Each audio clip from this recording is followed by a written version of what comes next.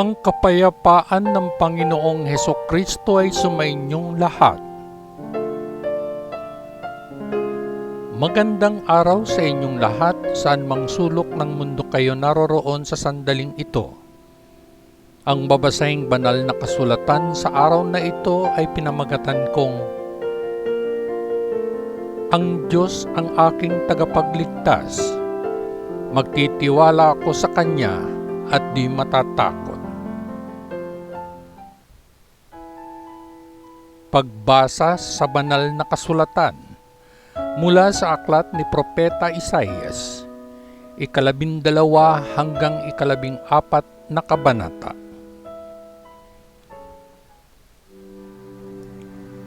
Himno ng pasasalamat. Darating ang araw na aawit ang mga tao. Pinupuri kita, Panginoon. Ikaw ay nagalit sa akin, ngunit ngayon ay inaaliw mo ako at hindi na nagagalit. Ang Diyos ang aking tagapagligtas. Magtitiwala ako sa Kanya at hindi matatakot.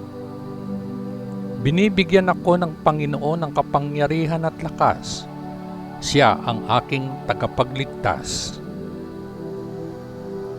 Habang ang sariwang tubig ay nagdudulot ng kagalakan sa nauuhaw, kaya nagkalak ang bayan ng Diyos nang iligtas niya sila.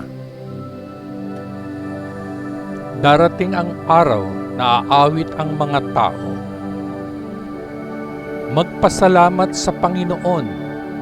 Tumawag sa Kanya para tulungan kayo. Sabihin sa lahat ng bansa kung ano ang ginawa niya. Sabihin sa kanila kung gaano siya kadakila. Umawit kayo sa Panginoon dahil sa mga dakilang bagay na ginawa niya. Hayaang marinig ng buong mundo ang balita. Hayaang ang lahat ng naninirahan sa Sion ay sumigaw at umawit. Ang banal na Diyos ng Israel ay dakila, at siya ay naninirahan kasama ng kanyang bayan.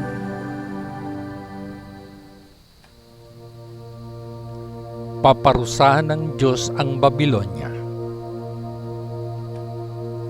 Ito ay isang mensahe tungkol sa Babilonya na tinanggap ni Isaias na anak ni Amos mula sa Diyos. Sa tuktok ng isang tigang na burol, itaas ang watawat ng labanan. Sumigaw sa mga sundalo at itaas ang inyong braso bilang hudyat para sa kanila na salakay ng mga pintuan ng ipinagmamalaking lungsod. Tinawag ng Panginoon ang kanyang kapuri-puri at may pananalig na mga kawal upang makipaglaban sa isang banal na digmaan at parusahan niya ang mga galit siya. Makinig sa ingay sa mga bundok, ang tunog ng isang malaking pulutong ng mga tao, ang ingay ng mga bansa at kahariang nagtitipon. Inihahanda ng Panginoon ng mga hukbo ang kanyang mga tropa para sa labanan. Sila ay magmumula sa malalayong bansa sa dulo ng mundo. Sa kanyang galit ay darating ang Panginoon upang wasakin ang buong bansa.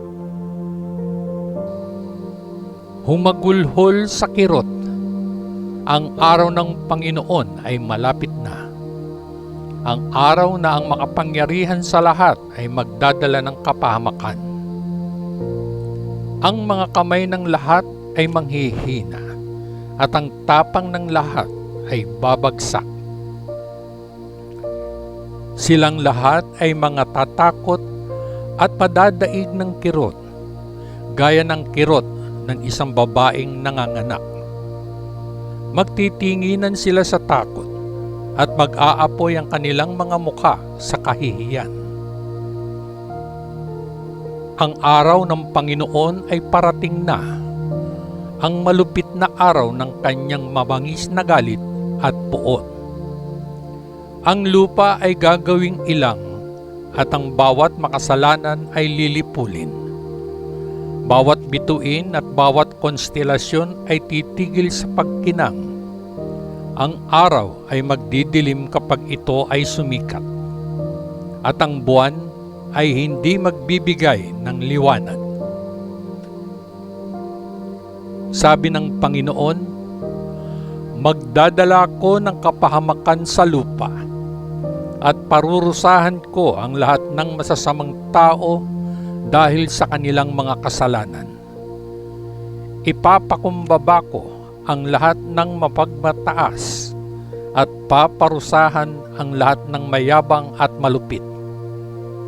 Ang mga mabubuhay ay mas kakaunti kaysa sa ginto. Gagawin kong manginig ang langit at ang lupa ay mayayanig sa kanyang kinalalagyan sa araw na iyon, kapag ako, ang Panginoon na makapangyarihan sa lahat, ay ipakita ang aking galit. Ang mga dayuhan na naninirahan sa Babilonya ay tatakas sa kanilang sariling lupain. Nakakalat na parang usa na tumatakas mula sa mga ngaso, tulad ng mga tupang walang pastol. Ang sino mang mahuhuli ay sasaksakin hanggang mamatay. Habang nakatingin sila na walang magawa, ang kanilang mga musmos ay bubugbugin hanggang mamatay. Ang kanilang mga bahay ay nanakawan at ang kanilang mga asawa ay gagahasain. Sabi ng Panginoon, sinusulsulan ko ang mga Medo na salakayin ang Babilonya. Wala silang pakialam sa pilak at hindi natutukso ng ginto. Sa pamamagitan ng kanilang mga busog at palaso ay papatayin nila ang mga binata. Hindi sila magpapakita ng awa sa mga sanggol at hindi maaawa sa mga bata. Ang Babilonya ay ang pinakamagandang kaharian sa lahat. Ito ang ipinagmamalaki ng kanyang mga tao. Ngunit ako, ang Panginoon, ibabagsak ko ang Babilonya gaya ng ginawa ko sa Sodoma at Gomora. Wala nang muling maninirahan pa doon kailanman. Walang gumagalang Arabo ang magtatayo ng kanyang tolda doon, at walang pastol na magpapastol ng kanyang kawan doon. Ito ay magiging isang lugar kung saan nakatira ang mga hayop sa disyerto, at kung saan ang mga kwago ay nagtatayo ng kanilang mga pugad. Maninirahan doon ang mga ostrich, at ang mga ligaw na kambing ay maglalayag sa mga guho. Ang mga tore at mga palasyo ay aalingaw-ngaw sa hiyawan ng mga hyena at mga jackal. Dumating na ang panahon ng Babilonya. Malapit nang matapos ang mga araw niya.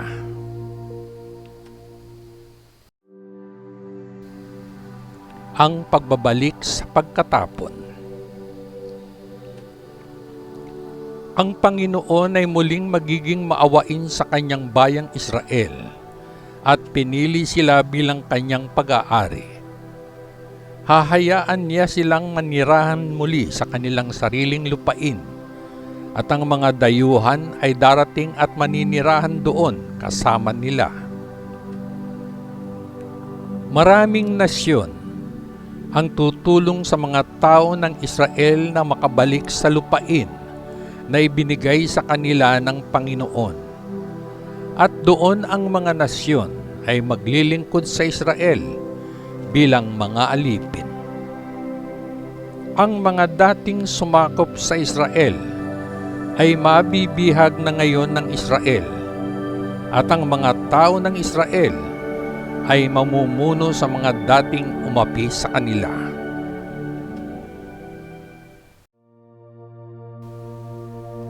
Ang hari ng Babilonya sa mundo ng mga patay.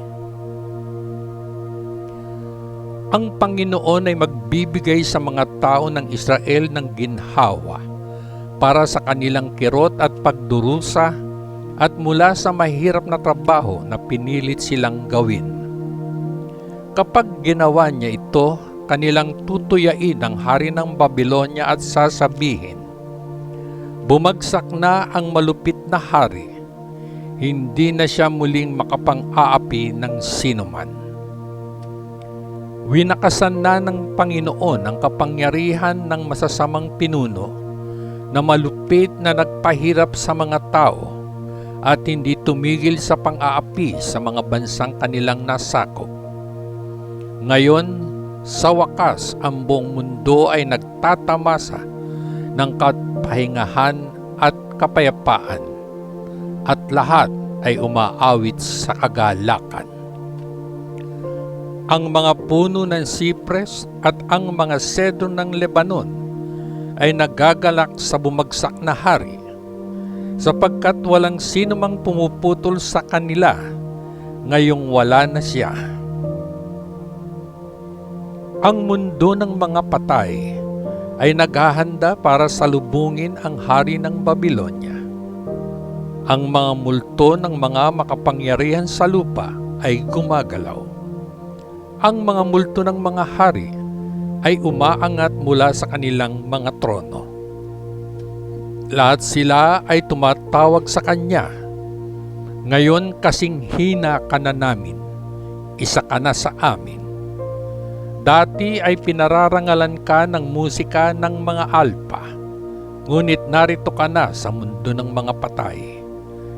Nakahiga ka sa higaan ng mga uod at tinatakpan ng kumot ng uod. Hari ng Babylonia, maliwanag na bituin sa umaga na hulog ka mula sa langit. Noong nakaraan, sinakop mo ang mga bansa, ngunit ngayon ay itinapon ka sa lupa. Desidido kang umakyat sa langit at ilagay ang iyong trono sa itaas ng pinakamataas na bituin. Akala mo uupo ka na parang hari sa bundok sa Ilaga, kung saan nagtitipon ang mga Diyos. Sinabi mong aakyat ka sa tuktok ng mga ulap at magiging katulad ka ng makapangyarihan. Ngunit sa halip, ibinaba ka sa pinakamalalim na bahagi ng mundo ng mga patay. Ang mga patay ay tititig at mapapanganga sa iyo. Magtatanong sila, "Ito ba ang taong yumanig sa lupa at nagpanginig ng mga kaharian? Ito ba ang taong sumira sa mga lungsod at ginawang disyerto ang mundo? Ito ba ang taong hindi nagpalaya sa kanyang mga bilanggo o pinauwi sila?" Ang lahat ng hari sa lupa ay nakahiga sa kanilang marangal na libingan, ngunit wala kang libingan, at ang iyong bangkay ay itinapon upang mabulok. Tinakpan ito ng mga katawan ng mga sundalong napatay sa labanan. Itinapon kasama nila sa isang mabatong hukay at tinapakan. Dahil sinira mo ang iyong bansa at pinatay mo ang iyong sariling bayan, hindi ka ililibing tulad ng ibang mga hari. Wala sa iyong masamang pamilya ang makaliligtas. Hayaang simulan na ang patayan. Ang mga anak ng haring ito ay mamamatay dahil sa mga kasalanan ng kanilang mga ninuno. Walang sino man sa kanila ang mamamahala sa lupa o babalutin ito ng mga lungsod.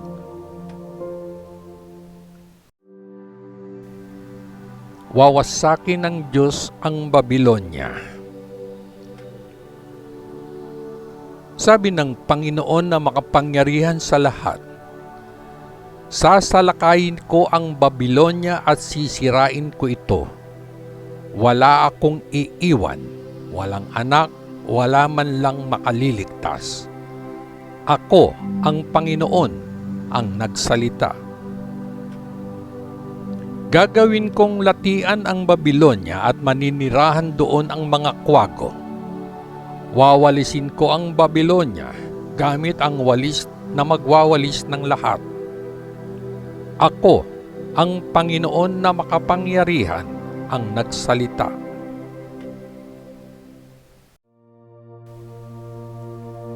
Wawasakin ng Diyos ang mga Asiryano.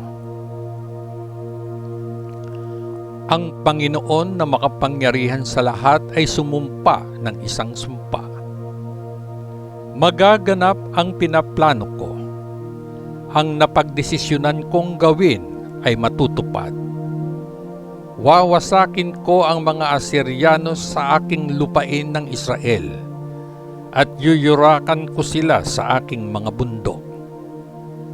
Palalayain ko ang aking mga tao mula sa pamatok ng Asiryano at mula sa mga pasanin na kailangan nilang pasanin. Ito ang aking plano para sa mundo at ang aking bisig ay nakaunat upang parusahan ang mga bansa. Ang Panginoon na makapangyarihan sa lahat ay determinadong gawin ito. Iniunat niya ang kanyang braso upang magparusa at walang makakapigil sa kanya.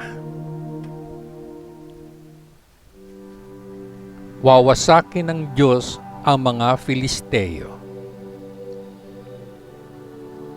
Ito ay isang mensahe na ipinahayag noong taon ng pagkamatay ni Haring Ahaz.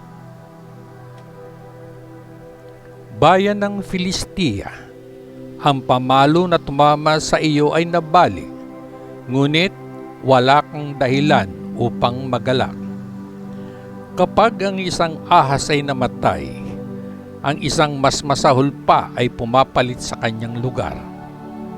Napisa na ang itlog ng ahas, isang lumilipad na dragon. Ang Panginoon ay magiging pastol sa mga dukha ng kanyang bayan at hahayaan silang mamuhay ng ligtas. Ngunit, padadalan niya kayo mga Filisteo na matinding tagutom at hindi ito mag-iiwan ng buhay ng sinuman sa inyo. Humiyaw kayo at humingi ng saklolo, kayong lahat na lungsod ng mga Filisteo. Matakot kayong lahat. Isang ulap ng alabok ang dumarating mula sa hilaga. Ito ay isang hukbo na sa hanay nito ay walang mga duwag. Paano namin sasagutin ang mga mensahero na dumarating sa amin mula sa Filistia? Sasabihin natin sa kanila na itinatag ng Panginoon ang Siyon at ang kanyang naghihirap na mga tao ay makakatagpo ng kaligtasan doon.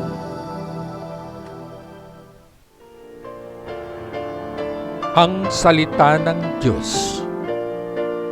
Papuri sa Diyos Ama sa kaitaasan, sa ngalan ng Panginoong Hesukristo na ating manunubos. Amen. Amen. Amen. Peace.